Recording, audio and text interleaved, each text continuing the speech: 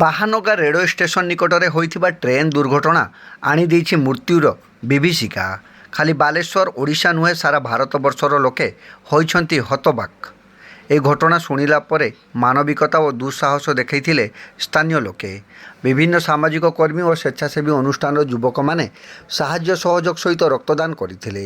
ନିକଟସ୍ଥ ସବୁ ଡାକ୍ତରଖାନାର ଡାକ୍ତରଙ୍କୁ ଆଲର୍ଟ କରାଯାଇଛି।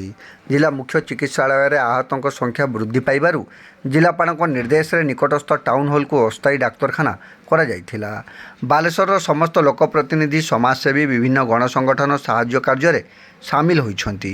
ଏହି ଘଟଣାକୁ ଅନୁଧ୍ୟାନ ପାଇଁ ପ୍ରଧାନମନ୍ତ୍ରୀ ନରେନ୍ଦ୍ର ମୋଦି, ରାଜ୍ୟପାଳ ଗଣେଶୀ ଲାଲ, ମୁଖ୍ୟମନ୍ତ୍ରୀ ନବୀନ ପଟ୍ଟନାୟକ, ମମତା ବାନାର୍ଜୀ, ରେଳମନ୍ତ୍ରୀ ଅଶ୍ୱିନୀ ବୈଷ୍ଣବ, କେନ୍ଦ୍ରମନ୍ତ୍ରୀ ଧର୍ମେନ୍ଦ୍ର ପ୍ରଧାନ, ସାଂସଦ ପ୍ରତାପ ଚନ୍ଦ୍ର ଷଡ଼ଙ୍ଗୀ, ବାଲେଶ୍ୱର ବିଧାୟକ ସ୍ୱରୂପ କୁମାର ଦାସ, ବିଜେଡି ସାଂଗଠନିକ ସମ୍ପାଦକ ତଥା ବରିଷ୍ଠ ନେତା ପ୍ରଣବ ପ୍ରକାଶ ଦାସ, ରାଜ୍ୟ ମନ୍ତ୍ରିମଣ୍ଡଳର ମନ୍ତ୍ରୀମାନେ ଉପସ୍ଥିତ ରହି ତଦାରଖ କରିଥିଲେ।